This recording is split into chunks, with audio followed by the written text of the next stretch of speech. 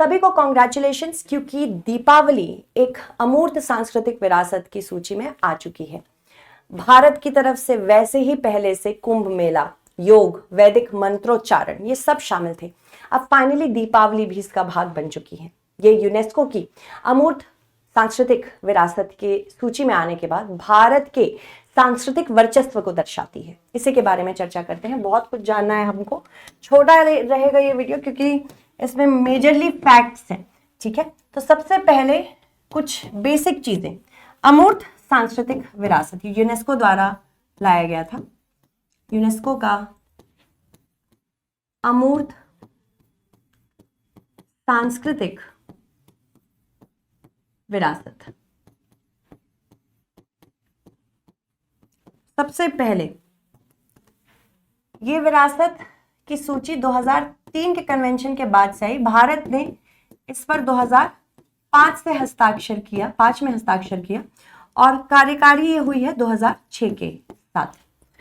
ये यूनेस्को द्वारा जो कल्चर है, ट्रेडिशन है, परंपरा है, मान्यताएं हैं, सभ्यताएं हैं किसी एक देश या फिर एक देश से अधिक की, उसको संरक्षित करने की बात करता है। और ये इसलिए इस साल बहुत जरूरी है क्योंकि पहली बार भारत के लाल किले में 20वीं अंतर सरकारी अमूर्त सांस्कृतिक विरासत की बैठक हो रही है। तो भारत में दिल्ली के लाल किले में, लाल किला है, वहां पे 20वीं बैठक हो रही है। भारत 20वीं बैठक किसकी? अंतर सरकारी समिति की, यूनेस्को की अंतर सरकारी समिति की। और ये बहुत ज्यादा जरूरी है क्योंकि ये सर्वप्रथम है, मतलब पहली बार ऐसा हो रहा है, पहली बार। अब दीपावली भी अगर इस सूची में शामिल हो चुकी है, इसका मतलब इससे पहले योग वैसे भी था, कुंभ मेला, इसके अलावा रामलीला,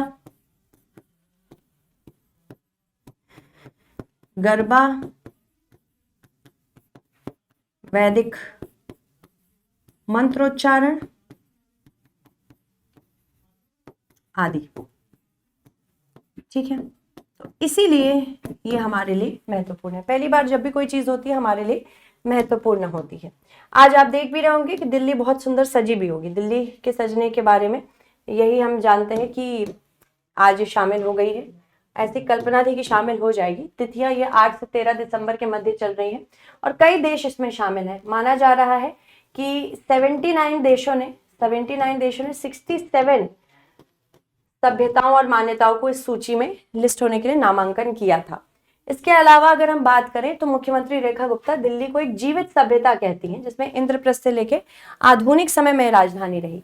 भारत की अमूर्त विरासत में और क्या क्या है? वेद है, उपनिषद है, योग, वैदिक मंत्रोच्चारण, कुछ त्योहार जिसमें दीपावली भी अब आ गया है, अनुष्ठान, प्रदर्शनकारी परंपराएं, ये सब भी शामिल है। तो देखिए क्या क्या है हमारे पास: गरबा, दुर्गा पूजा, कुंभ मेला, योग, वैदिक मंत्रोच्चारण, रामलीला, अब दीपावली भी इसमें शामिल हो चुकी है। इसके अलावा अगर हम बात करें तो भारत ने दीपावली उत्सव को ICH सूची में शामिल करने के लिए नामांकित किया। अब वो एक्सेप्ट भी हो चुकी है, अंतर सरकारी समिति इसकी भारत में ही मिली है। यूनेस्को ने विकास और संकट प्रतिक्रिया नीतियों को केंद्र में रखने की आवश्यकता कही है, यानी कि ऐसा ना हो कि कल के दिन लड़ाई झगड़े में, वॉर में, युद्ध में संस्कृतियों का विनाश हो। जीवित विरासत की सुरक्षा, पीढ़ी दर पीढ़ी परंपरा का हस्तांतरण, इसको मान्यता दी है। वर्तमान में 150 देशों की 788 सांस्कृतिक परंपराएं इसमें सूचीबद्ध हैं और इस वर्ष 67 और हो गई है। इसके अलावा अगर हम बात करें अफ्रीकी देशों का, इसमें सबसे ज्यादा महत्व है क्योंकि मजबूत उपस्थिति उसी की है। 39 देशों की सांस्कृतिक प्रथाएं अफ्रीका से में है। इसके अलावा 9 नए नामांकन आए। 9 अंतरराष्ट्रीय नामांकन सीमा पार थे, यानी कि वो एक देश नहीं अनेक देश से संबंधित थे। सांस्कृतिक सहयोग का महत्व, ICH कन्वेंशन दुनिया भर के लाखों प्रैक्टिशनर्स का भी प्रतिनिधित्व करती है, इसी वजह से हमारे लिए जरूरी है। प्रधानमंत्री मोदी ने क्या कहा? उन्होंने कहा कि यूनेस्को सत्र की मेजबानी भारत की इस प्रतिबद्धता को दर्शाता है कि संस्कृति के माध्यम से समाज और पीढ़ियों को कैसे जोड़ा जाए। ठीक है, अब इससे संबंधित प्रश्न देख लेते हैं। सांस्कृतिक तत्व और देश। पोंचो पराई दे 60 लिस्टास, पराग्वे, गरबा भारत, रामलीला नेपाल। आपको बताना है इनमें से कौन सा युग्म सही सुमेलित है। मुझे उन बच्चों का नाम लेना है जिन बच्चों ने पिछला आंसर सही दिया है, ताकि मैं बता सकूं नेक्स्ट के बारे में। हाँ बेटा, 2 मिनट देना बच्चों।